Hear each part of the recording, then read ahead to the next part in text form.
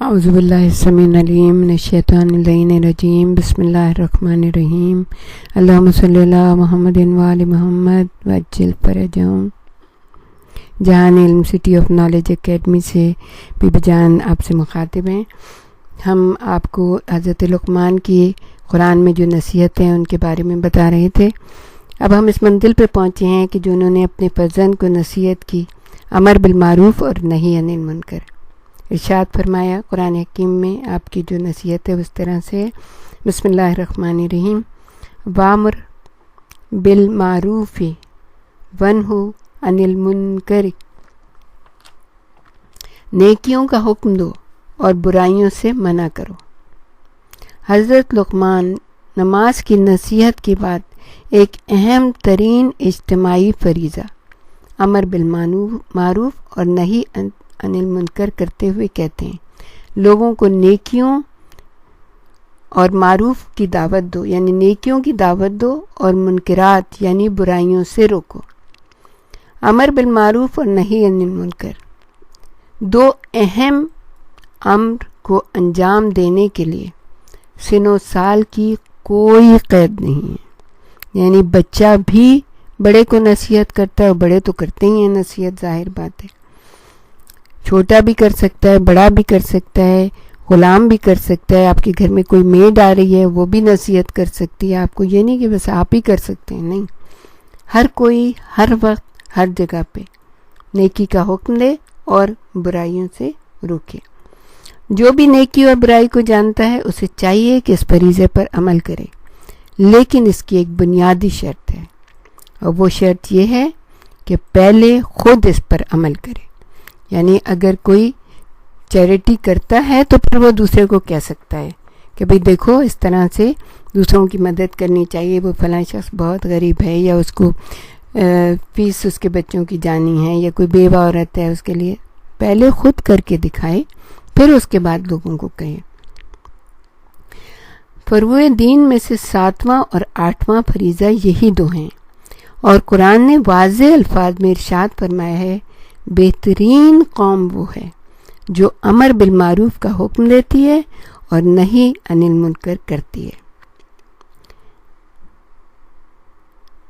یہ سورہ آل عمران کی آیت نمبر 110 ہے، یعنی 110 نمبر کی آیت ہے۔ کنتم بسم اللہ الرحمن الرحیم کنتم خیر امت اخرجت للناس تامرون بالمعروف وتنہون عن المنکر، تم بہترین امت ہو جسے لوگوں کے لیے منظر پر لایا گیا ہے، لوگوں کے سامنے یعنی کہ لایا گیا ہے، تم لوگوں کو نیکیوں کا حکم دیتے ہو اور برائیوں سے روکتے ہو۔ اگر معاشرے میں ان دو فریضوں پر عمل نہ کیا جائے تو اس کا نتیجہ کیا ہوگا؟ اس کے بارے میں مولا کائنات علی ابن ابی طالب اللہم صلی اللہ محمد وآل محمد نہج البلاغہ میں ارشاد فرماتے ہیں امر بالمعروف اور نہی عن المنکر کو ترک نہ کرو، ورنہ معاشرے میں برے لوگ تم پر حاوی ہو جائیں گے، اور تم دعا بھی کرو گے تو تمہاری دعائیں مستجاب نہ ہوں گی۔ اور یہ کتنی صحیح بات ہے کہ نیک لوگ دعائیں کرتے رہتے ہیں، لیکن معاشرہ اس قدر خراب ہو چکا ہوتا ہے، اتنا خراب ہو چکا ہے، کیونکہ جب پہلی دفعہ کسی نے رشوت لی، پہلی دفعہ کسی نے کسی کو قتل کیا، پہلی دفعہ کسی نے کوئی، اس وقت معاشرہ ایسے سنی انسنی کر گیا، اور پھر بعد میں قتل عام بھی ہو رہے ہیں، رشوتیں بھی لی جا رہی ہیں، لوگوں کے اوپر ظلم بھی ہو رہا ہے۔ زیادہ سے زیادہ جو معاشرے ہیں اسلام میں، آپ دیکھیں جو مسلمان کنٹریز ہیں زیادہ تر،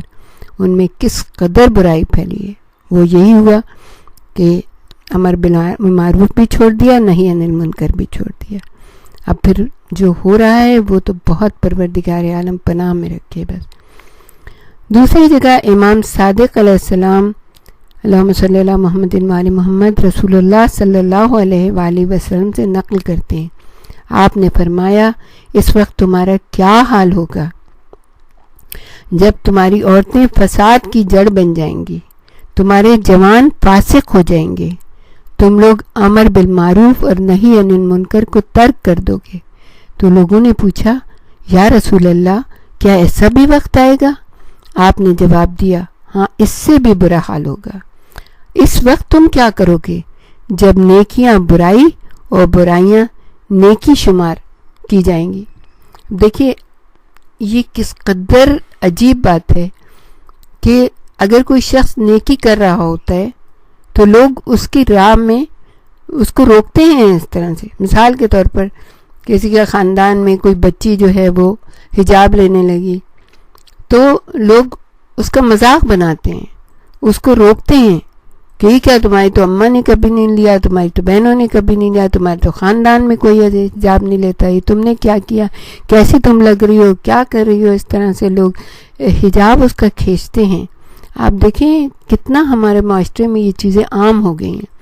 کہ برائیاں جو ہیں وہ نیکی شمار ہوتی ہے اور نیکی جو ہے وہ برائی شمار ہوتی ہے۔ تو یہ کتنا برا حال ہے۔ امر بالمعروف کرنے کا اندازہ اس حدیث سے لگایا جا سکتا ہے کہ جناب رسول خدا نے فرمایا جو شخص امر بالمعروف اور نہی از منکر کرے گا تو وہ زمین پر خدا، رسول اور اس کی کتاب کا جانشین ہوگا۔ آپ تصور کر سکتے ہیں اپنی عظمت کا، آپ تصور کر سکتے ہیں اپنی بلندی کا کہ اگر آپ امر بالمعروف کر رہے ہیں، اگر آپ نیکی کا حکم دے رہے ہیں، اگر کسی برائی سے روک رہے ہیں تو آپ کا مقام کیا ہے؟ آپ زمین پہ اللہ کے خلیفہ ہیں،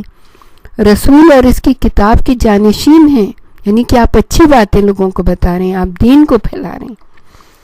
اور امام صادق علیہ السلام نے وسائل الشیعہ میں ارشاد فرمایا، آپ نے فرماتے ہیں وائے ہو ایسے شخص پر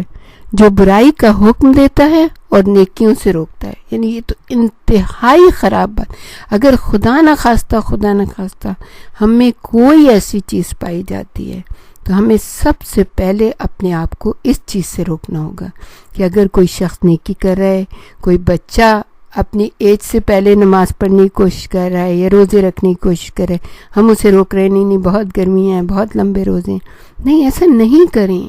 اس لیے کہ اللہ اس کو ہمت دے گا، طاقت دے گا، اس کو توفیق الہی حاصل ہوئی ہے جو وہ نیکی کر رہا ہے۔ کوئی بچی حجاب کر رہی ہے یا کوئی بہت اچھا پڑھ رہی ہے، اسے نہیں روکیں، آپ اچھائی کا حکم دیں، برائی سے روکیں۔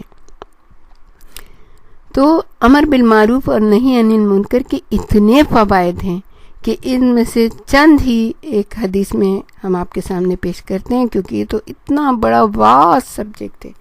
کہ جتنا آپ اس کے بارے میں سوچیں آپ کو خود پتہ چل جائے گا، کم از کم ہم اپنے اندر سے تو وہ تمام چیزیں نکال سکیں گے نا۔ امام محمد باقر علیہ السلام اللہم صلی علی محمد وآل محمد ارشاد فرماتے ہیں بے شک امر بالمعروف اور نہی عن المنکر انبیاء کا راستہ اور صلحاء کا طریقہ رہا ہے، اور یہ ایک عظیم عبادت ہے۔ یعنی انبیاء ہی تو روکتے ہیں نا،